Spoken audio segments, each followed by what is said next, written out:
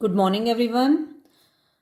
आज दूसरा दिन है हमारे quick revision for board exam का और आज हम करने वाले हैं चैप्टर नंबर 2 के मैं इंपॉर्टेंट पॉइंट आपको रिवाइज करवाऊंगी जिनसे क्वेश्चन पूछने आने की चांसेस है। तो सबसे पहले फर्स्ट ऑफ ऑल अपार्टheid। अपार्टheid क्या होता है? अपार्टheid एक पॉलिटिकल सिस्टम होता है जो पीपल को सेपरेट करता है अकॉर्डिंग टू देयर रेस, उनकी रेस के अकॉर्डिंग। एंड हमें साउथ अफ्रीका क्या है? साउथ अफ्रीका के बारे में ये चैप्टर है। नेल्सन मंडेला साउथ अफ्रीका के पहले ब्लैक प्रेसिडेंट बने हैं। और कैसे बने? 300 सालों तक वहाँ पर साउथ अफ्रीका में 300 सालों तक वाइट पीपल का राज रहा। उन्होंने ब्लैक पीपल पर राज किया, उन पर अत्याचार किया और ब्लैक जो लोग थे उन्होंने खूब संघर्ष किया। और उसके बाद 1994 में, अभी देखिए कितने लेट इन डेमोक्रेटिक इलेक्शंस वहाँ पर हेल्ड हुए। और जब डेमोक्रेटिक इलेक्शन हेल्ड हुए तो पहली बार ब्लैक प्रेसिडेंट वहाँ पर बना। तो वहाँ पर उस नई सरकार की उद्घाटन सेरेमनी बनाई जा रही है, उसका इनॉग्रेशन सेरेमनी बनाया गया। तो यह जो इनॉग्रेशन सेरेमनी है, क्वेश्चन आ जाता है कि where did it take place, कहाँ पर बनाई गई इनॉग्रेशन सेरेमनी? किस चीज़ की इनॉग्रेशन सेरेमनी है, किस चीज़ का उद्घाटन है? This inauguration ceremony is of first democratic government in south Africa and it is held in Pretoria. Pretoria एक जगह का नाम है, वहाँ पर इसको हेल्ड किया गया है, वहाँ पर ये मनाई गई। एंड कौन इसमें अटेंड, किन किन किन्होंने मतलब मीन सॉरी किन लोग, कौन से लोग यहाँ पर अटेंड करने आए हैं इनॉग्रेशन सेरेमनी को? तो this ceremony was attended by politicians and respectable dignitaries भी बोल सकते हो, respectable persons from more than 140 countries. 140 देशों के 140 से भी ज़्यादा देशों के लोग यहाँ पर आए हैं इस सेरेमनी में शिरकत करने, हिस्सा लेने। और ये डेट है 10 मई 1994। मंडेला सबको थैंक्ड करता है to come there. Mandela, question आता है कि मंडेला ने सबको थैंक यू करा था to come in the inauguration ceremony of the first democratic government of South Africa. तो इस तरह से आप अपना आंसर कर सकते हैं। इसके बाद चैप्टर में दिखाया गया कुछ कैरेक्टर्स बताए गए हैं। जिनानी कौन है? जिनानी डॉटर ऑफ मंडेला है। Mister de Klerk second deputy president हैं के प्रेसिडेंट के रूप में शपथ लेते हैं। थाबो मैबकी फर्स्ट डिप्टी प्रेसिडेंट के रूप में। और प्रेसिडेंट तो आपको पता ही है कौन है, मंडेला जी हैं। इसके बाद वहाँ पर 2 नेशनल एंथम, उसी दौरान जब आपको पता है शपथ समारोह होता है तो नेशनल एंथम गाया जाता है, तो इसी प्रकार से वहाँ पर 2 नेशनल एंथम प्ले किए जाते हैं, गाए गए। क्यों गाए गए? दोनों जो थे अलग अलग थे। और वहाँ पर एक जो नेशनल एंथम था वो वाइट्स के लिए था, वाइट्स गाते थे, और दूसरा ब्लैक गाते थे, लेकिन आज दोनों को इकट्ठा गाया गया टू रिस्पेक्ट बोथ, ये दिखाने के लिए कि वो दोनों ही लोगों की, दोनों प्रकार की रेसेस की, वाइट्स एंड ब्लैक्स, दोनों को रिस्पेक्ट करते हैं। Love is natural, love natural है, comes and it comes naturally to human heart. और यहाँ पर जो हमारा राइटर नेल्सन मंडेला है वो कहता है कि हम कई बार नफ़रत करने के लिए हमें हमारे मन को रीज़न की ज़रूरत होती है, लेकिन प्यार, प्रेम, स्नेह, एक दूसरे के प्रति स्नेह, प्यार, लव, वो नेचुरली ह्यूमन हार्ट में आ जाता है, उसके लिए कोई रीज़न की ढूंढने की आवश्यकता नहीं होती। करेज का मीन क्या है? What is courage according to Mandela?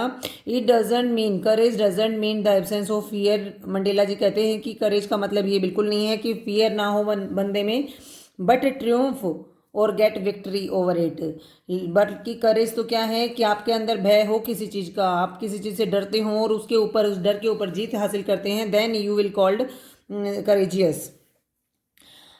इसके बाद मिलिट्री जर्नल्स के बारे में बताया गया है कि मिलिट्री जर्नल्स सैल्यूट करते हैं नेल्सन मंडेला को।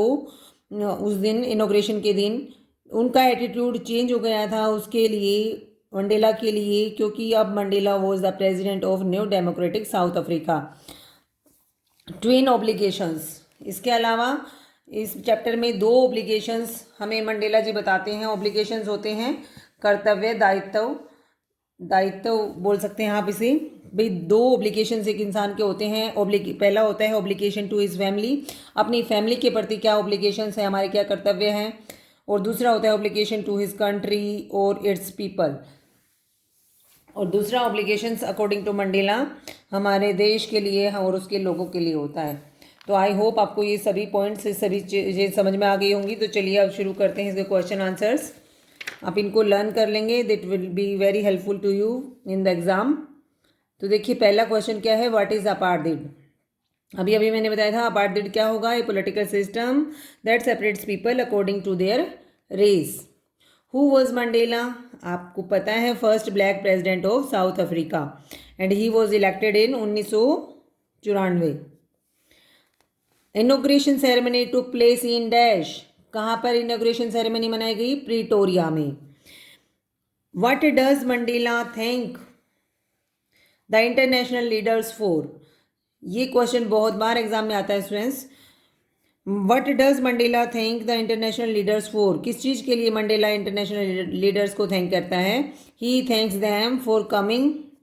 आप इसको थोड़ा सा बड़ा लिखना चाहें तो यहाँ पर से लिख सकते हैं, Mandela thanks the international leaders for coming in their country on the occasion of inauguration of the new democratic society, new democratic government. और fifth question is why were two national anthems sung, अभी हमने quick revision में किया है ये, why were दो national anthem क्यों गाए गए। To national anthems were sung to respect the feeling of both, दोनों की फीलिंग्स को रिस्पेक्ट करने के लिए, whites and the blacks. What does courage mean to Mandela? Courage का मीनिंग क्या है मंडेला के according, courage does not mean absence of fear but victory over it. And the seventh question is, which does he thinks is natural, to love or to hate?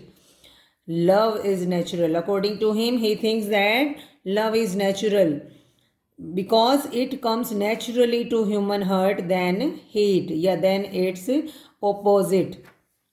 Love का opposite क्या होता है, hate होता है। तो I hope students ये आपको समझ में आ गया होगा। इसके बाद हमारी सेकंड पोएम की अगर हम बात करें तो that poem is a tiger in the zoo. Tiger कौन, tiger in the zoo, and it is written by Leslie Norris.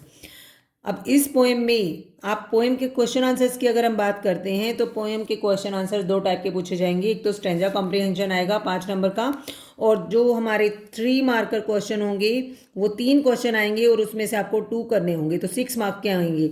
और 3 नंबर के क्वेश्चन में 3 नंबर के आंसर में अगर आप इतना लिखते हैं that will be enough for getting 3 marks. यहाँ पर टाइगर इन द जू में से किस तरह के क्वेश्चन आ सकते हैं, पूछा जा सकता है कि टाइगर की स्ट्रेंथ कहाँ कैसी थी, कहाँ पर थी, where was the tiger strength locked, या फिर पूछा जाता है कि how he was moving in the cage, कैसे मूव कर रहा था, या फिर पूछ लेते हैं कई बार क्वेश्चन कि what was tiger doing in the zoo at night, क्या करता है वो रात को नाइट में। तो कोई भी क्वेश्चन आए you will write this answer and you will get full marks, 3 marks for this answer. तो चलिए शुरू करते हैं, समझ लेते हैं। इस पोएम में टाइगर इन द जू पोइट कहता है कि tiger strength is behind the bars in the जू, जू में बार्स के पीछे, सलाखों के पीछे है, टाइगर की सारी स्ट्रेंथ सलाखों के पीछे है, वो कुछ नहीं बिगाड़ सकता किसी का। ही इज़ क्वाइट रेज, वह रेज मीन्स होता है एंगर, एंग्री तो है वो बट क्वाइट है, शांत है, क्योंकि कुछ बिगाड़ नहीं सकता।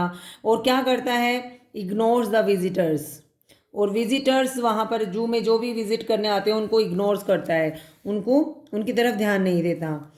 He hears voice of cars, और रात को एट नाइट वो सुनता है पेट्रोलिंग कार्स, चलती हुई कारों की आवाज़ को, and stairs stars with his brilliant eyes, और अपनी चमकती हुई आंखों से स्टार्स को घूरता रहता है। But he should be in the jungle to hunt the deer, लेकिन अगर बात करें उसके नेचुरल हैबिटेट की तो उसे कहाँ होना चाहिए था, उसे जंगल में होना चाहिए था, और डियर को हंट करते हुए, लोगों को डराते हुए, स्नार्लिंग करते हुए उसे जंगल में होना चाहिए था, नियर द वाटर हॉल। तो ये आपकी पोएम थी टाइगर इन द जू। अब हम इसके कुछ शॉर्ट क्वेश्चन आंसर्स की बात करते हैं, जो स्टेंजा कॉम्प्रिहेंशन में इसका लास्ट जो स्टेंजा है कि वो रात को क्या कर रहा है, किसको सुनता है, क्या घूरता है। तो वो स्टेंजा जो है लास्ट की 4 और 5 लाइन्स वो बच्चों आ जाती हैं स्टेंजा कॉम्प्रिहेंशन में। तो उसी के अकॉर्डिंग ये क्वेश्चन हैं। Who is he in the poem? Poem में ही कौन है? कौन है ही? आप बता सकते हैं? टाइगर। ही वर्ड जो है टाइगर के लिए आया है। How does tiger walks in the cage? He walks proudly, बड़े ही प्राउड के साथ चल रहा है। How does he behave with visitors? Visitors के साथ कैसे बिहेव करता है बताइए आप। He ignores them. क्या करता है? ही इग्नोर्स दैम, उन्हें इग्नोर कर देता है। Where should be tiger be growling? उसे कहाँ होना चाहिए? कहाँ ग्रोलिंग करते हुए, घुर्राते हुए होना चाहिए? इन द जंगल, क्योंकि उसका नेचुरल हैबिटेट तो जंगल ही है। What does he hear at night? रात को वो क्या सुनता है?